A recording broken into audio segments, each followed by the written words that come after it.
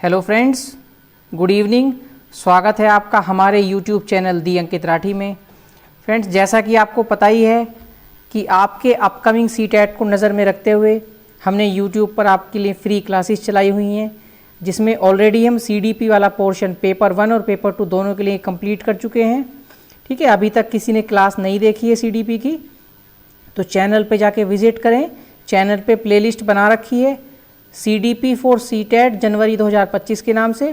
तो आपको continue total 22 videos हैं, वीडियो क्लास आप देख लेंगे और PDF उनकी आपको टेलीग्राम से मिल जाएगी। फिर भी किसी की PDF आपको क्लास की नहीं मिलती है तो आप मुझे डायरेक्ट मैसेज या कमेंट कर सकते हैं, PDF आपको भेज दी जाएगी। ठीक है, इसके बाद हमने SST स्टार्ट किया था, जिसका हम पहला वाला पोर्शन ज्योग्राफी स्टार्ट कर रहे हैं। ठीक है, ज्योग्राफी अभी पढ़ रहे हैं। ज्योग्राफी की भी आपकी 6 क्लासेस हो चुकी हैं और सभी के प्रैक्टिस सेट भी हम साथ के साथ कंप्लीट कर चुके हैं। आज क्लास नंबर 7 होने जा रही है और आज की जो क्लास है NCERT जो हम पढ़ रहे हैं, NCERT ज्योग्राफी की आपकी बिल्कुल लास्ट क्लास है। इसके बाद आपका 7th क्लास की NCERT शुरू होगी। उसमें जो भी ज्योग्राफी से संबंधित टॉपिक्स दिए हैं उनके बारे में हम पढ़ेंगे। और बात कर लेते हैं कल के होमवर्क के क्वेश्चन की। तो आप लोग क्लास करते हैं नहीं करते, पता नहीं कैसे पढ़ते हैं, बिल्कुल एक्टिव आप लोग नहीं रहते हैं क्लास के अंदर, क्योंकि होमवर्क की इतना इजी क्वेश्चन दिया गया था।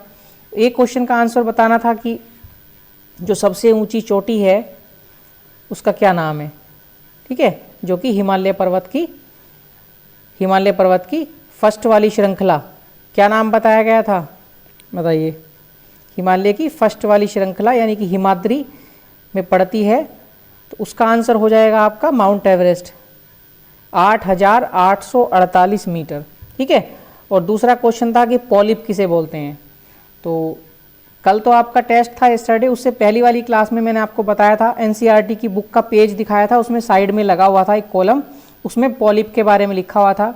पॉलिप क्या होते हैं? समुद्री जीव के कंकाल होते हैं जो इकट्ठा होते चले जाते हैं एक दूसरे के ऊपर और एक किसका निर्माण करते हैं? एक द्वीप का निर्माण करते हैं। और सबसे बड़ा जो द्वीप है जो इनके द्वारा बना है, पॉलिप से बना है, वो कहाँ पड़ता है? ऑस्ट्रेलिया में पड़ता है, मैंने आपको बताया था। और भारत का जो लक्षद्वीप है उसका निर्माण किससे हुआ है? प्रवाल भित्ति यानी कि कोरल रीफ से हुआ है। और वो प्रवाल भित्ति क्या है? उन्हीं के वो क्या होते हैं? वो होते हैं कंकाल। ठीक है, तो जो इसका आंसर दिया था क्वेश्चन का हमारे इस व्हाट्सएप ग्रुप में से केवल पूजा ने आंसर दिया था। पूजा ने बहुत अच्छे से दोनों ही क्वेश्चन के आंसर दिए थे। व्हाट्सएप ग्रुप पे भी आपको पता ही होगा सेंड किए हैं और यूट्यूब पे भी दोनों ही क्वेश्चन होमवर्क के क्वेश्चन के आंसर पोस्ट किए हैं। एक बच्चे ने और दिए थे, उसने भी लेकिन एक ही क्वेश्चन का आंसर केवल दिया है। तो आप सब भी इसी तरह से पढ़ाई करें। कोई क्वेश्चन दिया जाता है तो उसको कोशिश करें सर्च करने की, नहीं आता है तो नेक्स्ट डे आप पूछ भी सकते हैं। ठीक है, आज मॉर्निंग में आपके व्हाट्सएप ग्रुप में मैंने कुछ नोट्स सेंड किए थे, नोट्स की फ़ोटो सेंड की थी। वो एक्चुअल में मैं जिनकी बात कर रहा हूँ, जिन्होंने होमवर्क के क्वेश्चन का आंसर दिया था, पूजा ने, उन्हीं के वो नोट्स हैं। तो मैं चाहता हूँ कि आप भी इस तरह से नोट्स बनाएं, मोटिवेटेड हों। ठीक है, इस तरह से जब आप करते हैं तो हमें भी अच्छा लगता है और हम भी क्लास बनाने के लिए प्रेरित होते हैं। ठीक है, इस चीज़ से पता चलता है कि आप लोग कितने सीरियस हैं और कितने अच्छे से पढ़ाई कर रहे हैं। तो सबको उन्हीं की तरह बनना है। ठीक है, इस चीज़ से आपको सीखना चाहिए, इसीलिए मैंने ये मैसेज भी आपको व्हाट्सएप ग्रुप में ड्रॉप किया था। ठीक है, चलिए तो शुरू करते हैं फिर आज की क्लास बिना देरी किए। आज की क्लास भी थोड़ी बड़ी हो सकती है, थोड़ा जल्दी निपटाने की कोशिश करेंगे। और अभी तक किसी ने चैनल को सब्सक्राइब नहीं किया है तो चैनल को सब्सक्राइब कर दीजिए और बेल आइकन को भी दबा दीजिए। ठीक है, क्लास को लाइक कर दीजिए और आपके कोई यार दोस्त भाई बहन हैं जो सीटेट की तैयारी करना चाहते हैं, उनको भी आप ये वीडियो शेयर कर सकते हैं। चलिए शुरू करते हैं। क्लास नंबर 7 जैसे कि आपको दिख रहा होगा स्क्रीन पे, और आपका टॉपिक है आज का भारत की जलवायु, वनस्पति, ठीक है, वन्य जीव, प्राणी के बारे में। थोड़ा सा जो नाम लिखा गया है थोड़ा डार्क हो गया है, लेकिन कोई बात नहीं, विजिबल है, दिख रहा है। ठीक है, जिनका 5G डाटा है या फ्री वाईफाई है वो क्वालिटी को 480 या उससे अधिक में भी देख सकते हैं। जिनका अपना डाटा है 4G है वो 360 की क्वालिटी में देखें, बिल्कुल साफ दिखेगा। तो सबसे पहले बात कर लेते हैं मौसम की, यानी कि वेदर की। किसी स्थान के दिन प्रतिदिन होने वाले वायुमंडलीय बदलाव यानी कि अल्पकालीन चेंजेस जो थोड़े समय में चेंज हो जाते हैं को मौसम कहते हैं, जबकि जलवायु में दीर्घकालीन चेंजेस होते हैं। मौसम क्या होता है? अल्पकालीन चेंजेस को तो कहते हैं मौसम, ठीक है। दिन प्रतिदिन के जो वायुमंडलीय बदलाव होते हैं अल्पकालीन चेंजेस, जबकि जलवायु में दीर्घकालीन चेंजेस होते हैं, उसको भी पढ़ेंगे जलवायु की भी हम। अब यहीं पे एक आपने सुना होगा ना, एक गाना आता है, मेरे यार बदलना जाना मौसम की तरह। तो हालांकि कहने के लिए तो गाना है, क्यों यूज़ किया गया है, लेकिन ये इसलिए कहा गया है कि जो मौसम होता है बहुत जल्दी जल्दी बदल जाता है, तो इसलिए वो इस गाने में वर्ड यूज़ करे गए हैं कि मौसम की तरह मत बदल जाना। जैसे मौसम जल्दी जल्दी बदल जाना है ना, तो मेरे प्रति वफादार रहना, इस तरह का उसका मतलब हो सकता है गाने का। मुझे वैसे उससे कोई मतलब नहीं है, मैंने आपको एग्जाम्पल बताया, जिसने ये गाना सुन रखा होगा इसका मतलब यही है कि मौसम की तरह मत बदल जाना, जल्दी जल्दी मत बदल जाना, ये उसका मतलब है, ठीक है। आई होप कि आपको ये बात जो बताई है अच्छी लगी होगी और माइंड में आपके सेट होनी चाहिए ये बात, ठीक है। मौसम जल्दी जल्दी बदल जाता है।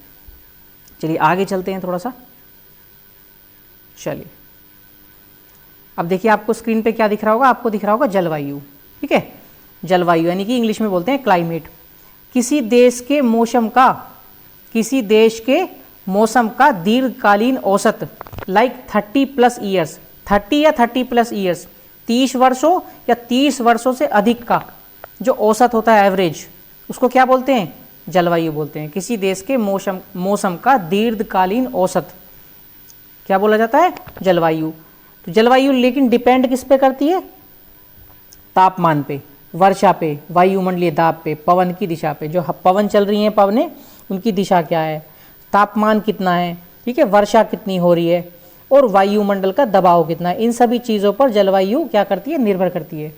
लिखा है इन सभी फैक्टर्स का, तापमान, वर्षा, वायुमंडलीय दाब और पवन की दिशा, इन सभी घटकों का, इंग्लिश में बोलता हूँ घटकों का, सॉरी हिंदी में घटकों का, इंग्लिश में फैक्टर्स का 30 वर्षों के योग का औसत, 30 वर्षों का आंकड़ा निकालेंगे, उसका एवरेज निकाल देंगे, उसको क्या कहा जाता है? जलवायु। कहते हैं ना फला जगह की जलवायु इस तरह की है, तो वो जलवायु का आंकड़ा एक दिन की स्थिति के बाद में पता नहीं चलता, लगभग 30 वर्षों की स्थिति का पता करने के बाद उसकी जलवायु के बारे में बताया जाता है। लेकिन मौसम जल्दी जल्दी चेंज होता है, प्रतिदिन चेंज हो जाता है।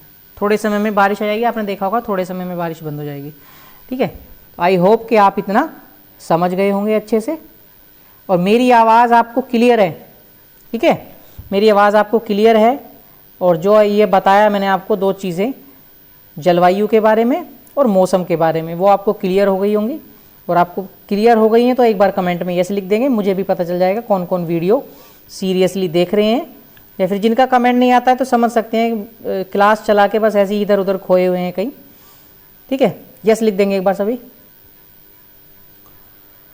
चलिए ठीक है, भारत की जलवायु की बात कर लेते हैं। भारत की जलवायु, ठीक है, किस पर निर्भर करती है जलवायु? ताप और वर्षा पर करती है ना, ताप और वर्षा, और भी कारक मैंने बताए हैं। भारत की जलवायु कैसी है? उष्णकटिबंधीय मानसूनी होती है, उष्णकटिबंधीय मानसूनी होती है। अब इसका मतलब समझते हैं आप, आपकी हमारी पृथ्वी ये पड़ती है इस तरह से, ठीक है, ये भूमध्य रेखा है, और ये कर्क रेखा, और ये मकर रेखा। तो आपको पता है ना भारत कहाँ पड़ता है? पता है ना आपको भारत कहाँ पड़ता है? लगभग भारत यहाँ पड़ता है, यहाँ इस ये लोकेशन पे। तो ये वाला जो पोर्शन है इसको क्या बोलते हैं? उष्णकटिबंधीय क्षेत्र। तो इसलिए भारत की जलवायु कैसी हो जाएगी? उष्णकटिबंधीय मानसूनी होती है, ठीक है। समझ गए होंगे आप, आई होप इस बात का मतलब। अच्छा, बहुत महत्वपूर्ण बात है, मानसून शब्द की जो उत्पत्ति है अरबी भाषा के शब्द से हुई है। किससे हुई है? अरबी भाषा के शब्द से, जिससे बोलते हैं अरबी भाषा में क्या बोलते हैं? मौसम, ठीक है, मौसम से हुई है। अरबी भाषा के शब्द मौसम से हुई है, मौसम। लेकिन मौसम का अर्थ क्या होता है? मौसम का अर्थ होता है पवने, ठीक है। कौन सी पवने? ऐसी पवने जो ऋतु परिवर्तन के साथ साथ क्या हो जाती हैं? बदल जाती हैं। जैसे ग्रीष्म ऋतु है, ग्रीष्म ऋतु के बाद कौन सी ऋतु आती है? शरद ऋतु। शरद ऋतु के बाद कौन सी ऋतु आती है? शीत ऋतु। शीत ऋतु के बाद कौन सी ऋतु आती है? वर्षा ऋतु। ये सब चीज़ें तो आपको पता ही होंगी ना, ये सब चीज़ें तो पता होती है नॉर्मली, कौन सी ऋतु किस किस के बाद आती है, ठीक है। तो मौसम का क्या होता है? ऐसी पवनें जो ऋतु परिवर्तन के साथ दिशा बदल लेती हैं, ठीक है। जो ऋतु परिवर्तन होता रहता है, हवा भी अपनी दिशा बदल लेती हैं, ठीक है। तो ऐसी पवनों को क्या बोला जाता है? मौसम बोलते हैं, याद रखेंगे। चलिए, अब मेन बात, जिसको पता है ठीक है, जिसको नहीं पता तो वो ध्यान से देख लेंगे, ठीक है।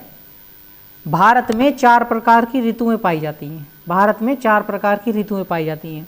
हालांकि लिखने की ज़रूरत नहीं थी, सबको पता है, लेकिन फिर भी मैंने लिख दिया, क्योंकि कुछ ना कुछ लोग ऐसे होते हैं जिनको नहीं पता होता। तो पहली ऋतु की बात करते हैं, ग्रीष्म ऋतु, यानी गर्मी का मौसम, ठीक है। तो कब से कब तक होती है? मार्च से मई, यानी कितने महीने लिख देंगे? मार्च, अप्रैल, मई, 3 मंथ्स लिख देंगे। उसके बाद आ जाती है ग्रीष्म ऋतु के बाद वर्षा ऋतु, ठीक है। तो ये आ जाती है मई के बाद जून, जुलाई, अगस्त और सितंबर, ठीक है। जून से क्यों स्टार्ट की आपको पता है? केरल में मानसून कब आ जाता है? केरल में कब आ जाता है? 1 जून को मानसून आ जाता है केरल में। केरल से स्टार्ट होकर लगभग 1.5 महीने में पूरे भारत में फैल जाता है। तो आपने देखा होगा जून, जुलाई, अगस्त, सितंबर तक भी वर्षा होती है। तो इसको 4 मंथ मान लेंगे, जून से सितंबर। उसके बाद क्या आ जाती है? शरद ऋतु। ध्यान रखेंगे, शीत ऋतु नहीं आती है वर्षा ऋतु के बाद। वर्षा ऋतु के बाद आती है शरद ऋतु, यानी कि शीत ऋतु से पहले एक ऋतु आती है, उसे बोलते हैं शरद ऋतु, ठीक है। तीसरे नंबर पर शरद ऋतु। अक्टूबर, नवंबर 2 महीने रखेंगे। हालांकि कहीं कहीं 3 महीने भी बता देगा, लेकिन जो एनसीईआरटी में लिखा हुआ है उस पर फोकस करेंगे, वही सबसे जो है वैलिड माना जाता है, मान्य माना जाता है। एनसीईआरटी को ही हमने आधार बनाया हुआ है अभी। तो शरद ऋतु अक्टूबर, नवंबर, यानी कि 2 मंथ्स देख लेंगे, ठीक है। उसके बाद आ जाती है आपकी शीत ऋतु, यानी कि विंटर। तो ये कब तक हो जाती है? नवंबर के बाद दिसंबर आ जाएगा। दिसंबर, जनवरी, फरवरी, 3 मंथ तक। तो पहले 3, 4, फिर 2, 3, ऐसे यदि याद भी करना चाहे तो 3, 4, 2, 3 ऐसे याद कर लेंगे। वैसे ज़रूरी नहीं है कि यही क्रम में आप ऋतु लिखें, आप किसी भी क्रम में लिख सकते हैं, लेकिन आप इसी क्रम में रखेंगे, याद रखेंगे तो ज़्यादा अच्छा है। ग्रीष्म ऋतु से शुरू करो, गर्मी के ऋतु से, ठीक है। और ध्यान रखो कि मार्च से लेके मई तक, मार्च, अप्रैल, मई 3 महीने गर्मी रहती है, ऐसा आप ध्यान रखो, ठीक है। आई होप ये आपको याद रहेंगी। चलिए आगे चलें। अब इनके बारे में थोड़ा थोड़ा हम पढ़ भी लेते हैं।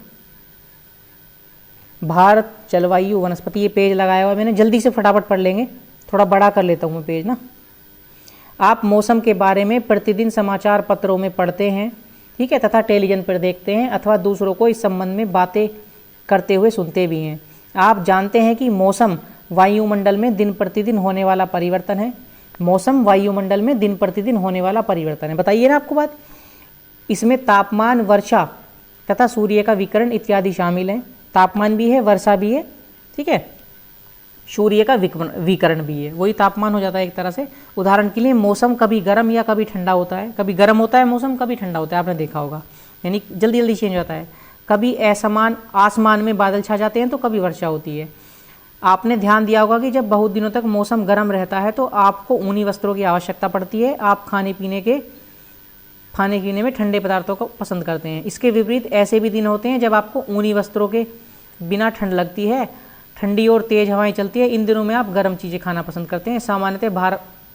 सामान्यतः भारत में प्रमुख मौसम होते हैं दिसंबर से फरवरी, ठीक है, दिसंबर से फरवरी, मार्च से मई, जून से सितंबर। वही लिखा है जो मैंने आपको अभी बताया, 4 मंथ, ठीक है, वही ये लिखा हुआ है। चलिए अब आ जाता है आपका, इसमें लिखा है शीत ऋतु। शीत ऋतु मैंने कब बताया था? आपको बताया था दिसंबर से मार्च तक। ठंडे मौसम में सूर्य की सीधी किरणें नहीं पड़ती, जिसके परिणाम स्वरूप उत्तर भारत का तापमान कम हो जाता है। आप समझ रहे हैं ना, सूर्य की सीधी किरणें नहीं पड़ती। सर्दियों के मौसम में आपको बताया था मैंने, सर्दियों के मौसम में यानी 22 दिसंबर में सूर्य की सीधी किरणें कहाँ पड़ती हैं? मकर रेखा पर। जब मकर रेखा पर सूर्य की सीधी किरणें पड़ती हैं तो दक्षिणी गोलार्ध में क्या होती है? गर्मी होती है। अब सीधी सी बात है, दक्षिणी गोलार्ध में गर्मी होगी तो उत्तरी गोलार्ध में क्या होगी? सर्दी होगी। तो यही बात कर रहा है शीत ऋतु की। यही तो कह रहा है, शीत ऋतु में सूर्य की किरणें सीधी नहीं पड़ती हैं, क्योंकि सीधी कहाँ पड़ती हैं? मकर रेखा पे। मकर रेखा है दक्षिणी गोलार्ध में। इसका मतलब दक्षिणी गोलार्ध में गर्मी होती है और उत्तरी गोलार्ध में सर्दी होती है, यानी कि शीत ऋतु होती है, ठीक है। ग्रीष्म ऋतु की बात कर लेते हैं। गर्मी के मौसम में सूर्य की किरणें अधिकतर सीधी पड़ती हैं। गर्मी के मौसम में 21 जून बताया था ना, कर्क रेखा पर लंबवत यानी गर्मी पड़ती है। तापमान बहुत अधिक हो जाता है। दिन के समय गर्म में शुष्क पवन बहती है, जिसे लू कहा जाता है। जो दिन में गर्म हवाएं बहती हैं उनको लू कहा जाता है। आपने देखा होगा मम्मी पापा भाई बहन जो बड़े बोलते हैं कि लू चली हुई है, बाहर आपको नहीं निकलना है, ठीक है। बाहर आप निकलोगे तो आपको लू के थप्पड़ की तरह लगते हैं हवा के, गरम गरम, ठीक है ना। और कई बार हमें निकलना भी पड़ता है लू से बचने के लिए, लू में निकलना पड़ता है, तो लू से बचने के लिए हम फेस को कवर कर लेते हैं, हाथ को ग्लव्स वगैरह से कवर कर लेते हैं, ताकि हमारी जो स्किन है वो जले ना, स्किन खराब ना हो, ठीक है। आप बहुत समझदार हैं, ये सब आप समझ रहे होंगे अच्छे से। अच्छा, अब बात कर लेते हैं ग्रीष्म ऋतु की। एक एक ऋतु के बारे में पूरी बात करेंगे। इस मौसम में भारत की कुल वर्षा का 10% वर्षा होती है, बिल्कुल सही बात है। टोटल 100% वर्षा यदि भारत में होती है तो 10% होती है गर्मी के मौसम में। कब? मार्च से लेके मार्च, अप्रैल और मई। भारत का तापमान बढ़ता है, स्थानीय पवनें चलती हैं और यह आर्द्रता ग्रहण करके बारिश करा देती हैं। गर्मी के मौसम में भी हो जाती है बारिश, आर्द्रता ह्यूमिडिटी ग्रहण कर लेती हैं और बारिश कराती हैं। यह गर्म पवनें लू कहलाती हैं।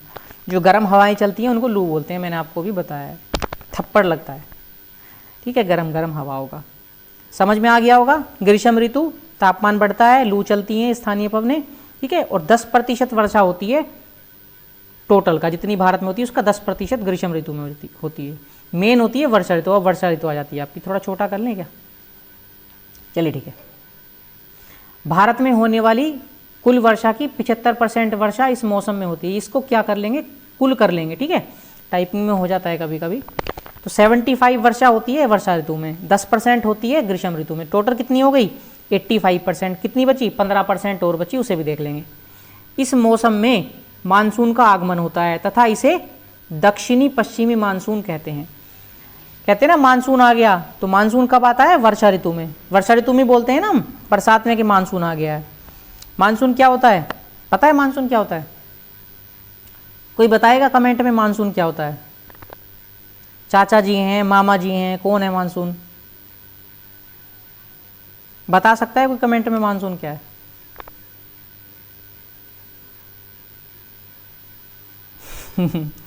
कोई बता रहा है क्या? चलिए मैं ही बता देता हूँ। अभी 2 मिनट पहले हमने मानसून के बारे में बात की थी। क्या होता है? ये पवनें होती हैं। कौन सी पवनें होती हैं?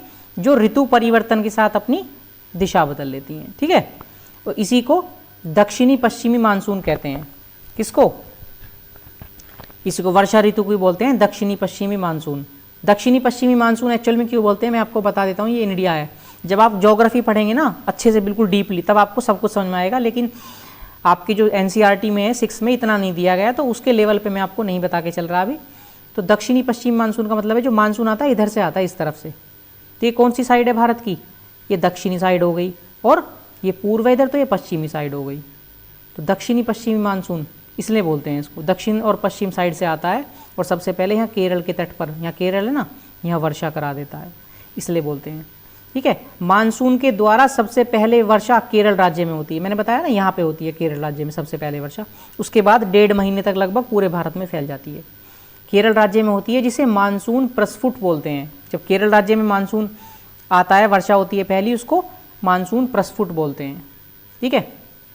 ध्यान रखेंगे, बहुत ही महत्वपूर्ण बात है। और एक ही बहुत महत्वपूर्ण बात आने वाली है जो कि आप ध्यान से सुनेंगे। विश्व में सर्वाधिक वर्षा मौसिनराम, ठीक है, कहाँ होती है? मौसिनराम एक जगह है मेघालय राज्य में।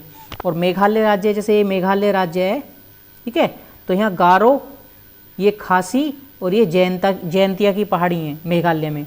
गारो की, खासी की और जयंतिया की। तो बीच वाली पहाड़ी को क्या बोलते हैं? खासी की पहाड़ी। इस खासी की पहाड़ी पर ही मौसिनराम पड़ता है मेघालय राज्य में। तो वहाँ सर्वाधिक वर्षा होती है, लगभग 1150 सेंटीमीटर के आसपास, ठीक है। विश्व में सर्वाधिक, भारत में नहीं, विश्व में सर्वाधिक वर्षा होती है। और आप याद रखेंगे, ठीक है। डीपली ज्योग्राफी पढ़ेंगे तो बहुत सारी चीज़ें अच्छी लगेंगी। ज्योग्राफी एक ऐसा सब्जेक्ट है, वैसे मेरा सब्जेक्ट मैथ्स है, मैं आपको बता दूं, मैथ्स मेरा सब्जेक्ट है, पीसीएम मेरे पास था, लेकिन मेरा ज्योग्राफी अब फेवरेट सब्जेक्ट बन गया। क्यों? क्योंकि ज्योग्राफी एक ऐसा सब्जेक्ट है, जब पढ़ते हैं ना तो बहुत इंटरेस्ट आता है, चीज़ों को जानने का मन करता है, ठीक है। मैं भी सोचता हूँ कि मुझे भी कोई ज़्यादा से ज़्यादा चीज़ें बताए, जैसे आपको मैं बता रहा हूँ, ठीक है। आप नई वीडियोस देखेंगे और आने वाले समय में आएंगी ज्योग्राफी की, तो बहुत अच्छे से डीपली में सब कुछ बताऊँगा। चलिए, शरद ऋतु आ जाती है उसके बाद। शरद ऋतु मतलब सर्दी से पहले। इस ऋतु में कुल वर्ष की 12% वर्षा होती है। 85 पहले ही हो गई थी, 12% ये हो जाएगी, तो कितनी हो गई? टोटल 97 हो गई। 3% और वर्षा बची है, वो शीत ऋतु में हो जाती है, ठीक है। ऊपर चलेंगे थोड़ा सा पेज को। शरद ऋतु में क्या होता है फ्रेंड्स, शरद ऋतु जो होती है उसमें, शरद ऋतु में मॉनसून का निवर्तन होता है। निवर्तन समझते हैं, जैसे मॉनसून गया, जैसे फूफा जी आए, फूफा जी आए तो फूफा जी वापस भी तो जाएंगे, तो फूफा जी वापस जा रहे हैं, 2 दिन रुके, फूफा जी वापस जा रहे हैं अपने घर, तो मानसून आया।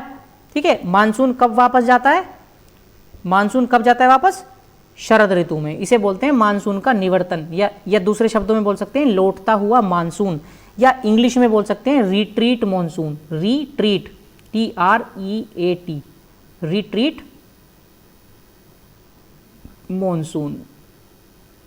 ठीक है, इंग्लिश थोड़ी मेरी वीक है, काम चला लेंगे। स्पेलिंग बता देता हूँ, RETREAT, retreat monsoon, MONSOON, monsoon. ठीक है, तो लौटता हुआ मानसून होता है। जब लौटता है मानसून, तो जैसे फूफा जी गए, फूफा जी के पास केले भी थे, केले लेके आए, मिठाई लेके आए, पैसे भी होंगे, तो आप सब ने क्या करते हैं, लूट लेते हैं, फूफा जी को खाली कर देते हैं, तो वापस जब जाते हैं खाली हो जाते हैं।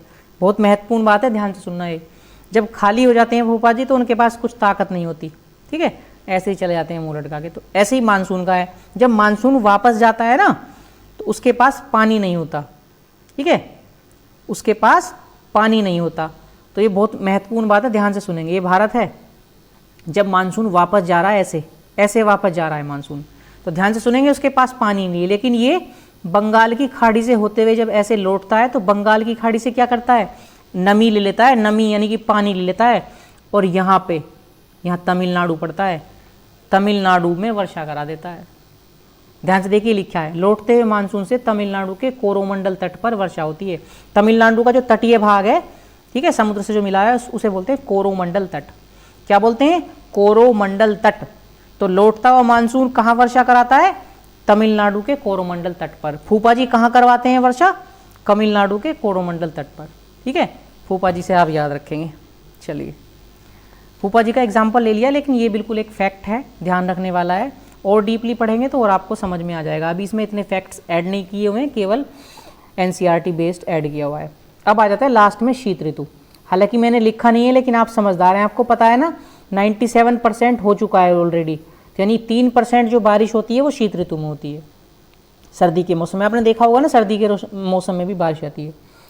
ये लिखा है, कल इसको कुल कर लेंगे। कुल वर्षा की 3% वर्षा शीत ऋतु में होती है, लिखा हुआ है मैंने तो। ठीक है, मुझे लगा लिखा नहीं है। शीत ऋतु में वर्षा पश्चिमी विक्षोभ द्वारा होती है, वेस्टर्न डिस्टर्बेंस। ठीक है, पश्चिमी विक्षोभ जो होता है, पश्चिमी विक्षोभ के द्वारा शीत ऋतु में वर्षा होती है। बस इतना याद रखेंगे कि शीत ऋतु में जो वर्षा होती है, पश्चिमी विक्षोभ, इंग्लिश में बोलते हैं वेस्टर्न डिस्टर्बेंस से वर्षा होती है। शीत ऋतु की वर्षा को मावट कहते हैं, मावट बोलते हैं सर्दी में जो वर्षा होती है। और वो किसके लिए अच्छी होती है, रबी की फसल के लिए अच्छी होती है, जैसे गेहूँ आदि के लिए लाभदायक होती है, रबी की फसल के लिए लाभदायक होती है। ठीक है, आई होप कि यहाँ तक आपको समझ में आ गया होगा। और जो मैं आपको बता रहा हूँ आपको अच्छा लग रहा है, आपको समझ में आ रहा है, तो एक बार कमेंट में यस कर देंगे, ताकि मुझे भी मोटिवेशन मिल सके और मुझे भी लगे कि हाँ आप लोग एक्टिव होकर पढ़ रहे हैं। जितना अभी तक बताया है 4 ऋतुओं के बारे में, जलवायु और मौसम के बारे में, मौसम शब्द का अर्थ बताया है, उतना आपको समझ में आया अच्छे से कि नहीं, आप कमेंट में यस कर देंगे। उसी को यस करना है जिसको समझ में आया, जिसको समझ में नहीं आया यस करने की कोई ज़रूरत नहीं है ज़बरदस्ती। चलिए इसको फटाफट से पढ़ लेते हैं। थोड़ा बड़ा कर लें क्या, थोड़ा सा बड़ा कर लेते हैं। हमारे देश के सभी भागों में लोग अपने क्षेत्रों में पाए जाने वाले फलों के ठंडे पेय, जैसे शरबत कहा जाता है, का सेवन करते हैं। ये पेय पदार्थ प्यास को बुझाने में सबसे अच्छे साधन हैं तथा लू के दुष्प्रभावों से हमारे शरीर की रक्षा करते हैं। क्या आपने कभी आम, बेल, नींबू, इमली, तरबूज तथा दही का शरबत जैसे छाछ, मट्ठा, मोरी इत्यादि पिए हैं? बहुत से लोग केला तथा आम के मिल्क शेक भी बनाते हैं। आपको भी बनाना है मिल्क शेक और ख़ुद भी पीना है और मुझे भी पिलाना है। ठीक है, मेरे लिए भी मिल्क शेक बनाना है आपको आज। ठीक है, चलिए थोड़ा ऊपर चलते हैं। गर्मी के बाद पहली वर्षा हमें आनंद देती है। बिल्कुल, गर्मी के बाद वर्षा होती है तो हमें आनंद आता है।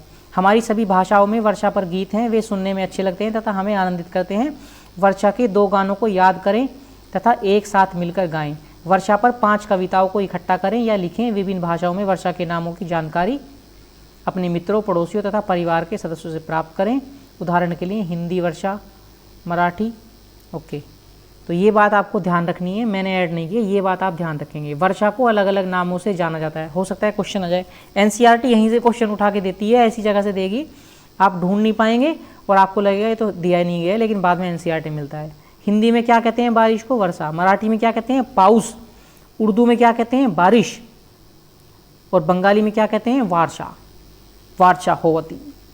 ठीक है, ये आप याद रखेंगे, बहुत इंपॉर्टेंट बात है, मैंने कॉलम बना दिया आपके लिए। चलिए,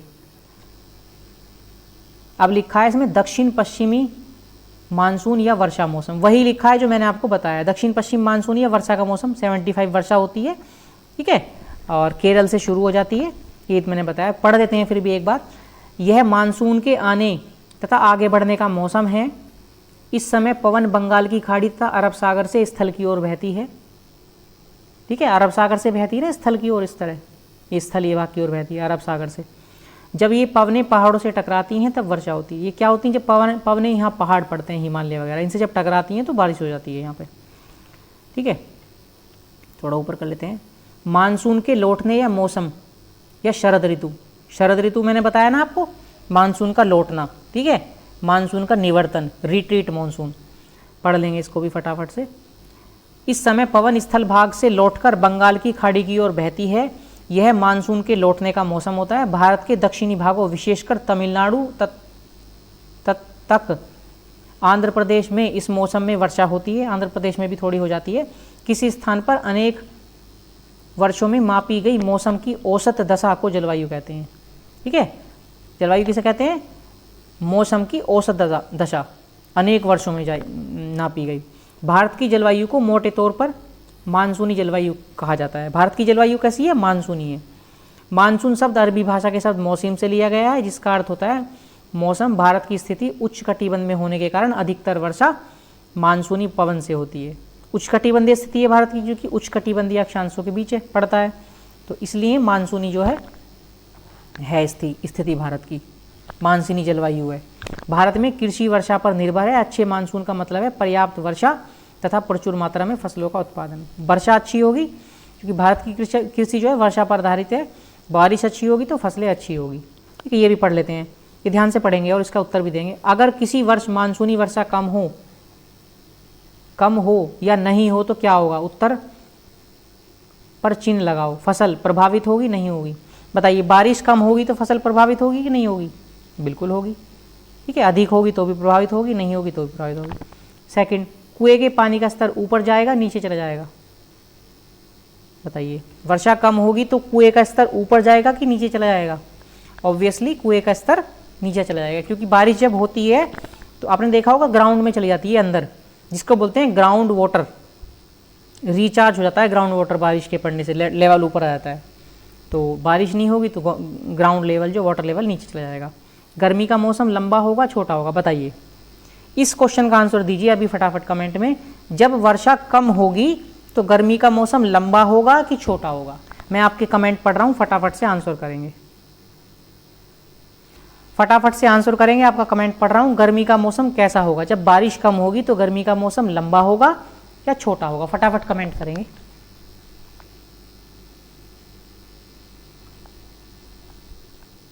कमेंट करेंगे फटाफट।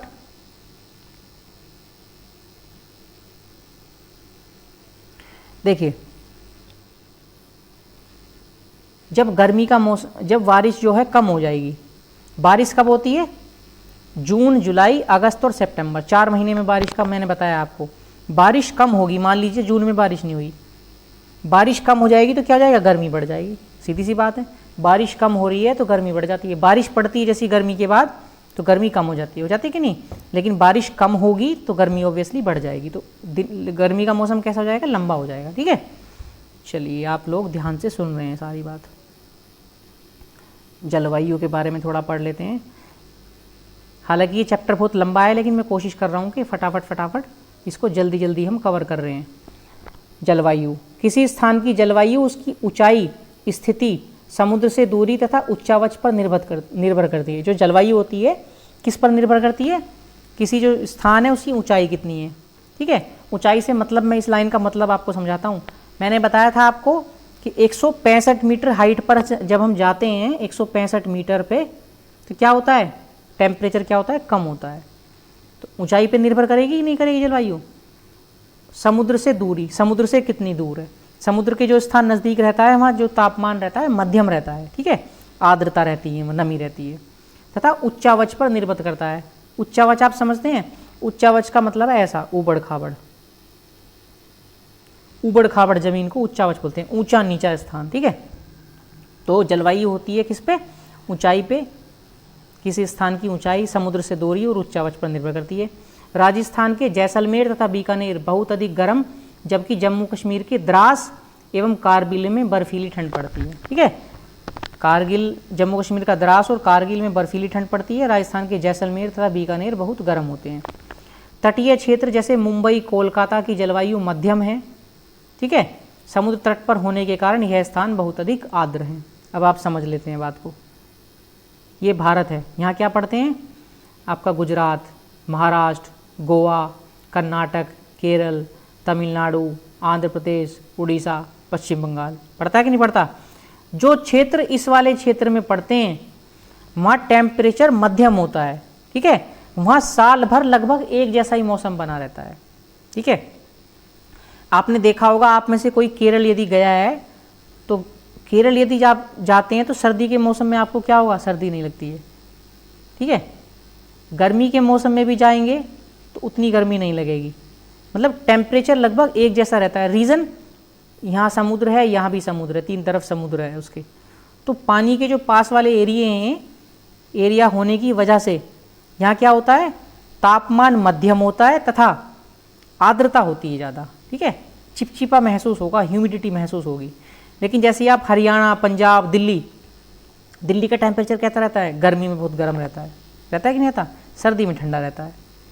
तो वहाँ क्या है, वो समुद्र से दूर है, तो समुद्र से दूर रहने की वजह से वहाँ आर्द्रता कम होगी, गर्मी ज़्यादा होगी, सर्दी के मौसम में सर्दी ज़्यादा होगी। लेकिन यहाँ मतलब टेम्परेचर बदलता रहता है, दिल्ली, हरियाणा, ठीक है, पंजाब क्षेत्रों में टेम्परेचर चेंज होता रहता है। लेकिन यहाँ समुद्र के किनारे पर तटीय क्षेत्र होने के कारण टेम्परेचर साल भर तक लगभग एक जैसा रहता है। बहुत इंपॉर्टेंट बात है, महत्वपूर्ण बात है, ये वाली बात कोई बताएगा भी नहीं और आपको समझ में भी नहीं आएगी ऐसा क्यों होता है। आप कभी जाएंगे इन जगहों पे, मुंबई, कोलकाता, ठीक है, तो आपको महसूस होगा। समुद्र तट पर होने के कारण यह स्थान बहुत अधिक आर्द्र है, मतलब ह्यूमिडिटी है, नमी, मॉइस्चर जिसे कहते हैं, ठीक है। अब बात कर लेते हैं प्राकृतिक वनस्पति के बारे में। प्राकृतिक वनस्पति किसे कहते हैं, जिसमें प्रकृति की छेड़छाड़ नहीं होती है, ठीक है, जिसमें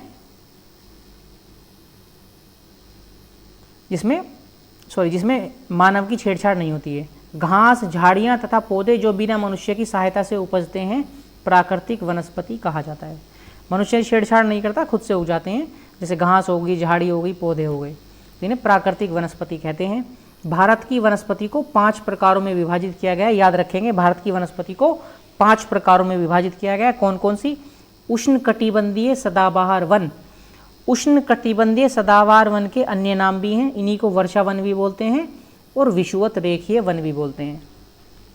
अब ये आपकी पृथ्वी है, ठीक है, ये भूमध्य रेखा, ये कर्क रेखा और ये आपकी मकर रेखा। तो इस वाले एरिए में जो पाए जाते हैं, इस वाले एरिए के नज़दीक जो पाए जाते हैं भूमध्य रेखा के, इसके, ठीक है, भूमध्य रेखा के जो नज़दीक पाए जाते हैं उसे बोलते हैं क्या?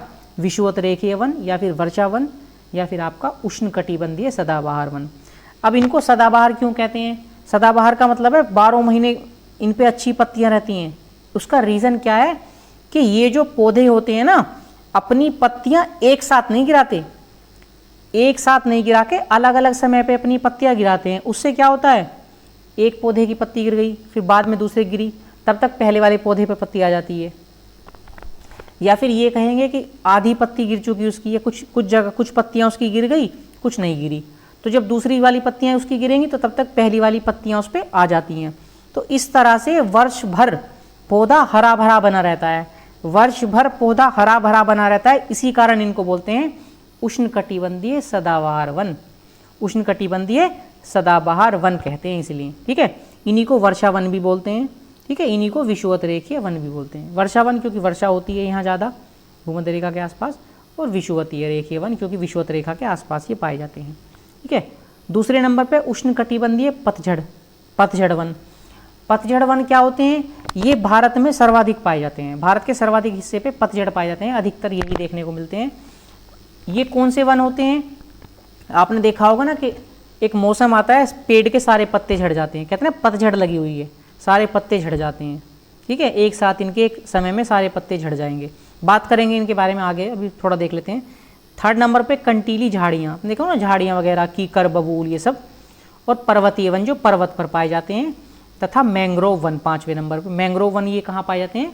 ये नमकीनी, नम जो भूमि होती है, नमकीन लवणीय जो भूमि होती है वहाँ पाए जाते हैं, जैसे पश्चिम बंगाल वगैरह सुंदरवन में। इनके बारे में भी बात करेंगे। फिलहाल आप इतना समझ लीजिए कि प्राकृतिक वनस्पति जो है 5 प्रकार की होती है। चलिए आगे चलते हैं। ये क्या लिखा है? किसी स्थान की जल स्थिति उसकी ऊंचाई, समुद्र से दूरी तथा उच्चावच पर निर्भर करती है। वही जो मैंने आपको बताया, इसलिए हमें भारत की जलवायु में क्षेत्रीय विभिन्नता का अनुभव होता है। राजस्थान के मरुस्थल में स्थित जैसलमेर तथा बीकानेर बहुत गर्म है, मैंने आपको बताया था, जबकि जम्मू कश्मीर के द्रास एवं कारगिल में बर्फीली ठंड पड़ती है। तटीय क्षेत्र जैसे मुंबई तथा कोलकाता की जलवायु मध्यम है, ठीक है, मुंबई जलवायु, कोलकाता की जलवायु मध्यम है। मुंबई यहाँ पड़ता है, कोलकाता यहाँ पड़ता है आपका, ठीक है, यहाँ पड़ता है। वे न ही अधिक गर्म और न ही अधिक ठंडे हैं। समुद्र तट पर होने के कारण ये स्थान बहुत अधिक आर्द्र है, मतलब नमी रहती है, ठीक है। विश्व में सबसे अधिक वर्षा मेघालय के में स्थित मोन्सिनराम में होती है, जबकि किसी किसी वर्ष राजस्थान के जैसलमेर में वर्षा नहीं होती। राजस्थान का जैसलमेर इतना गर्म है, जैसे कि ऊपर बात की ना, जैसलमेर बीकानेर, किसी किसी वर्ष वर्षा ही नहीं होती बिल्कुल भी, इतना गर्म है ये, ठीक है। ये बात आपने पढ़ चुकी है। ये क्या लिखा है? भारत के मानचित्र पर इस पैराग्राफ में दिए गए स्थानों को चिन्हित करें। चलिए जी, बाद में चिन्हित कर लेंगे। प्राकृतिक वनस्पति के बारे में पढ़ लेते हैं, हालांकि हमने अभी पढ़ा है। हम अपने चारों तरफ विभिन्न प्रकार के पादप जीवन देखते हैं। हरे घास वाले मैदान में खेलना कितना अच्छा लगता है। कुछ पौधे छोटे होते हैं जिन्हें झाड़ी कहा जाता है, जैसे कैक्टस तथा फूलों वाले पौधे इत्यादि, ठीक है। कैक्टस के पौधे को झाड़ी कहते हैं, या फिर छोटे पौधे, फूलों वाले पौधे। इसके अतिरिक्त बहुत से लंबे वृक्ष होते हैं, उनमें से कुछ में बहुत शाखाएं तथा पत्तियां होती हैं, जैसे नीम, आम, तथा कुछ वृक्ष ऐसे होते हैं जिनमें पत्तियों की मात्रा बहुत कम होती है, जैसे नारियल। नारियल के पौधे में आप बहुत कम पत्तियां होती, देखा ना आपने। घास, झाड़ियाँ तथा पौधे जो बिना मनुष्य की सहायता से उपजते हैं उन्हें प्राकृतिक वनस्पति कहता है। जैसे झाड़ी हो गई, घास हो गई, ठीक है, और कुछ पौधे जो बिना मनुष्य की हेल्प के उग जाते हैं उन्हें प्राकृतिक वनस्पति कहा जाता है। क्या कभी आपने यह नहीं सोचते कि एक दूसरे से किस प्रकार भिन्न है?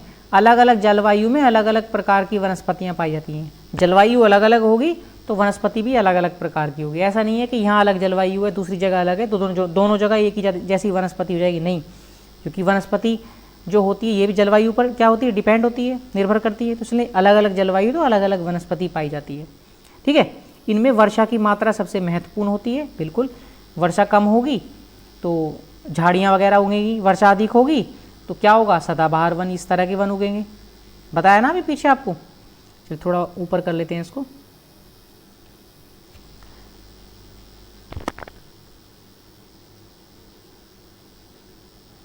ये वही लिखा है, जलवायु की विभिन्नता के कारण भारत में अलग अलग तरह की वनस्पतियाँ पाई जाती हैं। भारत की वनस्पतियों को 5 प्रकार में विभाजित किया गया है।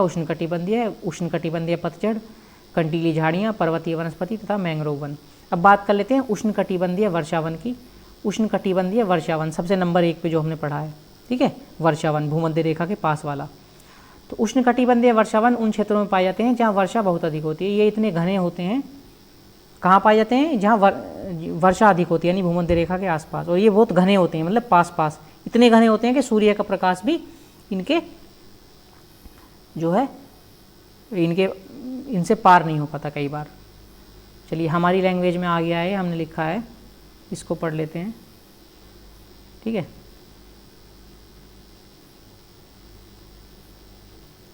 ये क्या लिखा है? उष्णकटिबंधीय वर्षावन सबसे नंबर 1 पर, जो 5 बताइए ना सारे, सबके बारे में धीरे धीरे पढ़ लेंगे।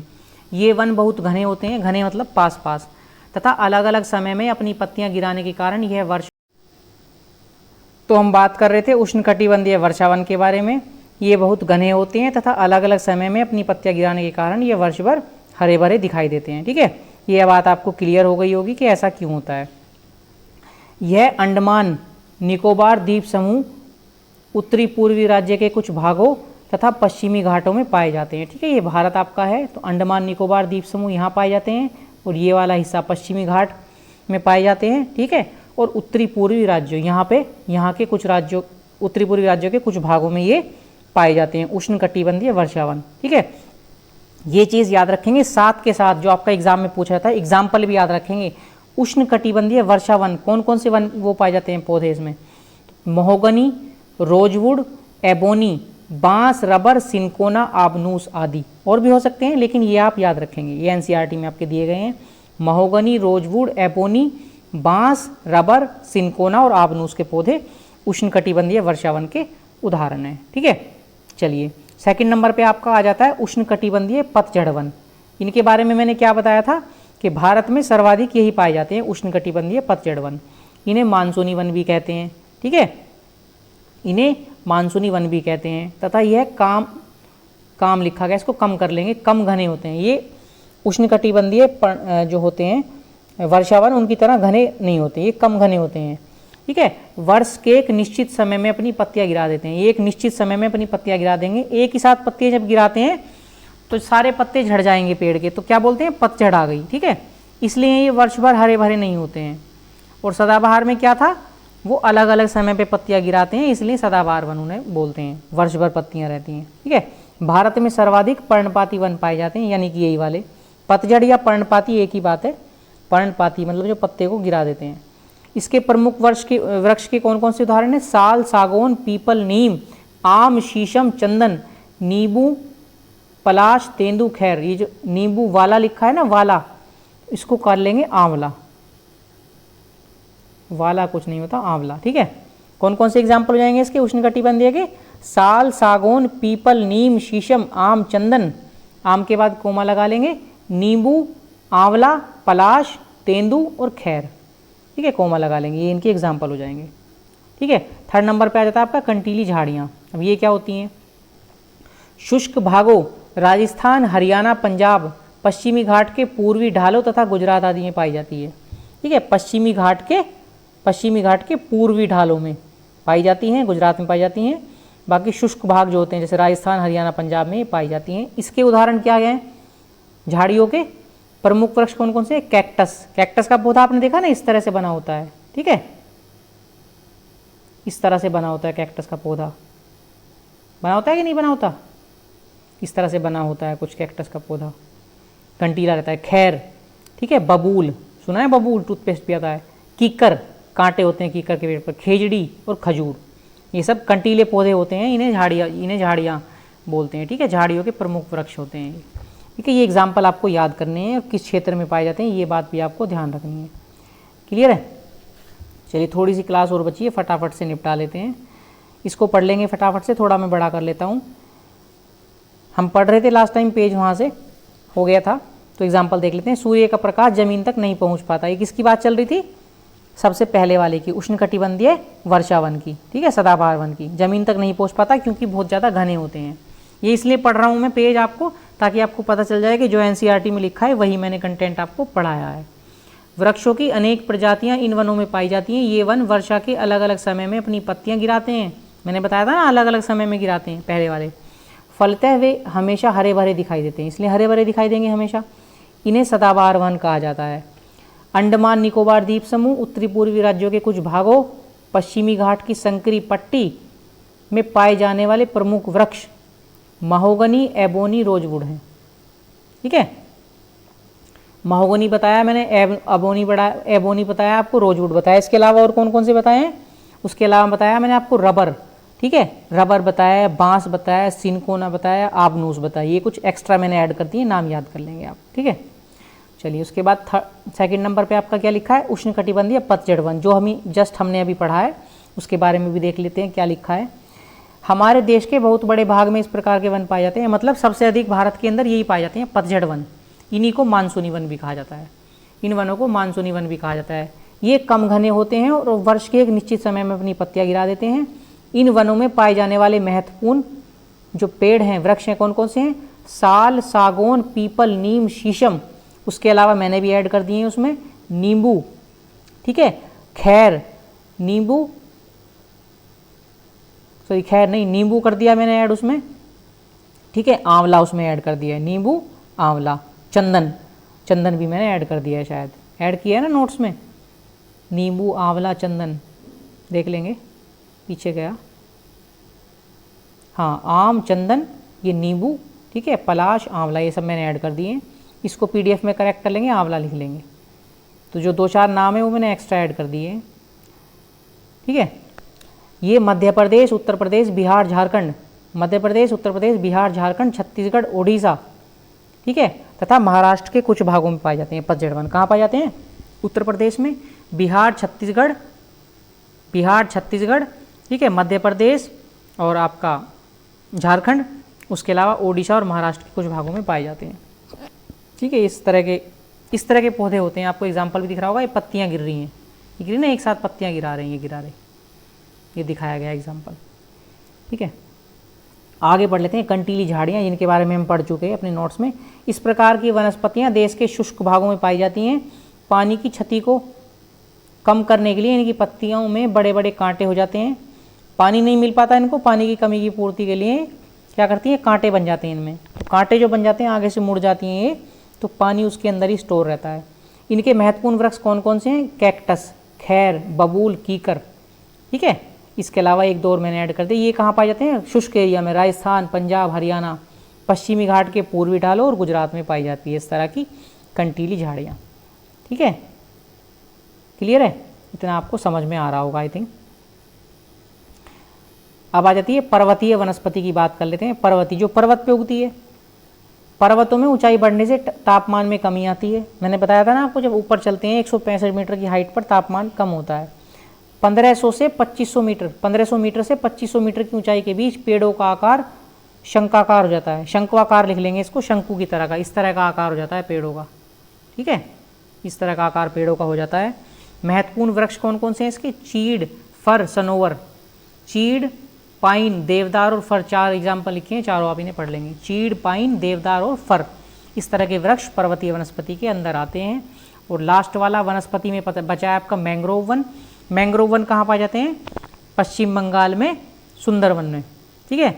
ये खारे पानी में मिलते हैं, पैदा होते हैं, ठीक है। वह वन खारे पानी में पाए जाते हैं। यह वन मुख्यतः पश्चिम बंगाल के सुंदरवन में, ठीक है, सुंदरवन एक जगह वहाँ पाए जाते हैं, तथा अंडमान निकोबार द्वीप पर पाए जाते हैं। पश्चिम बंगाल के सुंदरवन में और अंडमान निकोबार द्वीप पर। सुंदरी यहाँ की प्रमुख प्रजाति है, पौधों की प्रजाति है सुंदरी।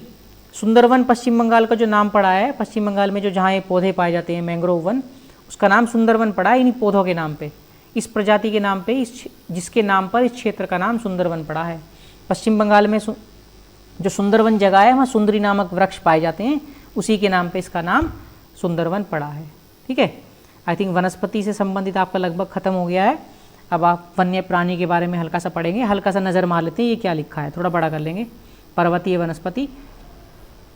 पर्वतों में ऊंचाई के अनुसार वनस्पति के विभिन्न प्रकार पाए जाते हैं। ऊंचाई बढ़ने के साथ टेम्परेचर में कमी आती है। समुद्र तल से 1500 मीटर से 2500 मीटर की ऊंचाई के बीच पेड़ों का आकार शंक्वाकार होता है। ये पौधे शंक्वाधारी वृक्ष कहे जाते हैं। इन वनों में महत्वपूर्ण वृक्ष चीड़, पाइन, देवदार है।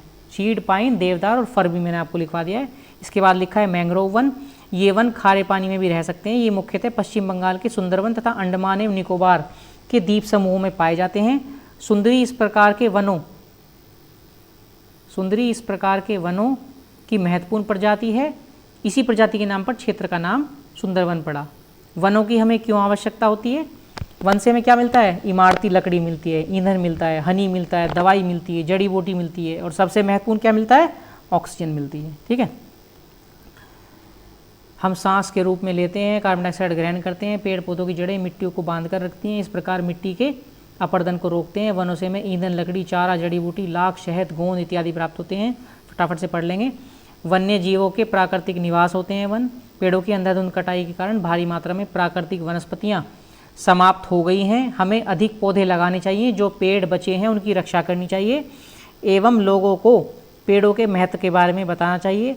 हम लोग कुछ खास आयोजन जैसे वन महोत्सव मनाकर अधिक से अधिक लोगों में क्या करते हैं? जागरूकता पैदा करते हैं। इस प्रयास में शामिल कर सकते हैं तथा पृथ्वी को हरा भरा रख सकते हैं। ये देखिए चित्र दिखाया गया है, इसमें दिखाया गया पौधे क्या दे रहे हैं? पौधे से दवाइयाँ मिल रही हैं, आश्रय यानी कि घर मिल रहा है, चारा मिल रहा है, ईंधन मिल रहा है, खेल का सामान भी बनता है, फर्नीचर बनता है, मिट्टी को बांध के रखते हैं इनकी जड़ें, रबर मिलती है, इमारती लकड़ी मिलती है। वन्य जीवों के लिए आश्रय मिलता है, ठीक है, गोंद एवं लाख मिलती है, फल मिलते हैं, फूल मिलते हैं, शहद मिलता है, ठीक है, ऑक्सीजन मिलती है। ये सब चीज़ें इस चित्र में दिखाई गई हैं। ये मैंने थंबनेल पे भी लगाया है फ़ोटो, आप इसको ध्यान से देख लेंगे, ठीक है। फ्रेंड्स, क्लास अच्छी लग रही है तो सेशन को, क्लास को लाइक कर देंगे, ठीक है। और क्लास ख़त्म होने के बाद क्लास के बारे में फीडबैक ज़रूर देंगे, क्लास कैसी रही उसका फीडबैक यूट्यूब में ऑफलाइन जाके, जब क्लास ख़त्म हो जाएगी तब आप कमेंट करके बताएंगे आज का सेशन आपको कैसा लगा। और इस सेशन में आप कुछ चेंजेस चाहते हैं, आप अपनी तरफ से कुछ चाहते हैं कि ऐड हो उसमें, अभी ये कमी है, तो आप हमें सजेशन भी दे सकते हैं। आपके सजेशन का मोस्ट वेलकम है, ठीक है। बस लास्ट टॉपिक है, वन्य प्राणी के बारे में पढ़ लेते हैं, ठीक है। बाघ हमारा राष्ट्रीय पशु है, ये बात सभी को पता होगी। 1972 में राष्ट्रीय पशु घोषित किया गया था, उससे पहले शेर था, आप सभी को ये बात पता होगी, ठीक है। बाघ हमारा राष्ट्रीय पशु है। राष्ट्रीय पक्षी हमारा क्या है, हमारे देश का, भारत का राष्ट्रीय पक्षी क्या है, कमेंट में फटाफट बता देंगे। मैं आपके कमेंट का वेट कर रहा हूँ, फटाफट सभी कमेंट कर देंगे। हमारे देश का राष्ट्रीय पशु बाघ है, उसी तरह से राष्ट्रीय पक्षी क्या है आप लोग कमेंट कर देंगे, फटाफट कमेंट कर देंगे राष्ट्रीय पक्षी क्या है।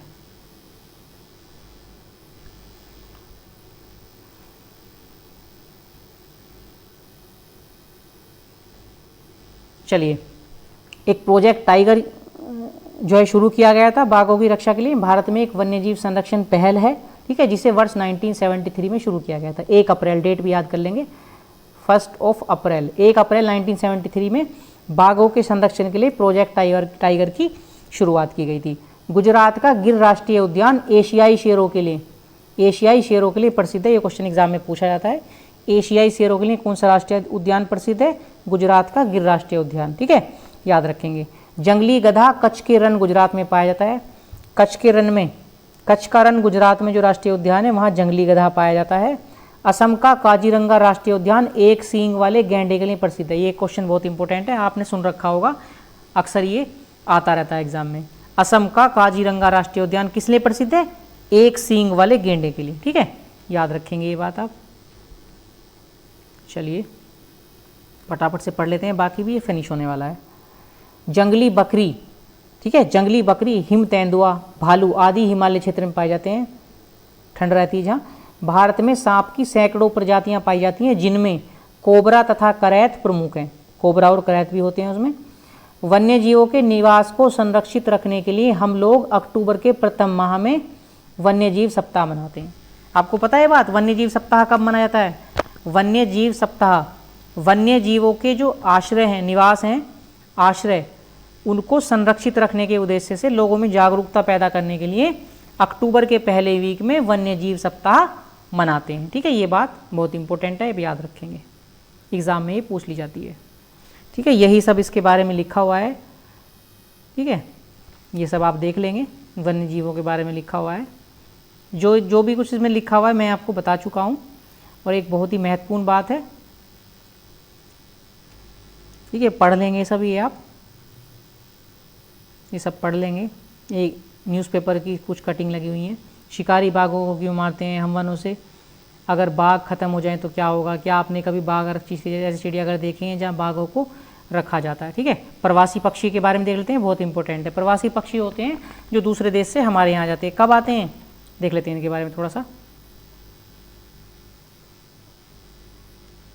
पेलिकन पक्षी होता है, Siberian crane, stork, flamingo, Pintail, ठीक है, बत्तख, ये बत्तख लिख लेना, करलियू आदि प्रत्येक वर्ष सर्दी के मौसम में हमारे देश में आ जाते हैं, ठीक है, सर्दी के मौसम में आ जाते हैं और बाद में वापस चले जाते हैं, ठीक है। प्रवासी पक्षी हैं, सर्दियों में हमारे यहाँ आ जाते हैं, ठीक है। देखिए जो मैंने आपको बताया ये लिखा हुआ है यहाँ पे, प्रवासी पक्षी, इसको पढ़ लेंगे, यहाँ से क्वेश्चन पूछा जाता है, ठीक है। और इनके फ़ोटो भी लगे हैं, इन पक्षियों के जिनके बारे में मैंने बताया इनके फ़ोटो ये लगे हुए हैं साइड में, आप इनको अच्छे से देख लेंगे।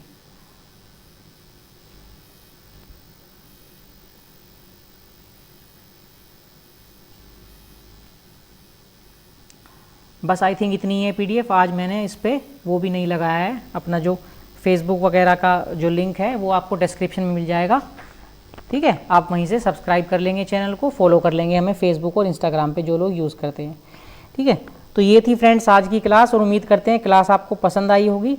और एक क्लास बनाने के लिए 4 घंटे का समय लगता है, एक क्लास तैयार करने के लिए कम से कम 4 घंटे का समय लगता है, बहुत मेहनत से बनती है।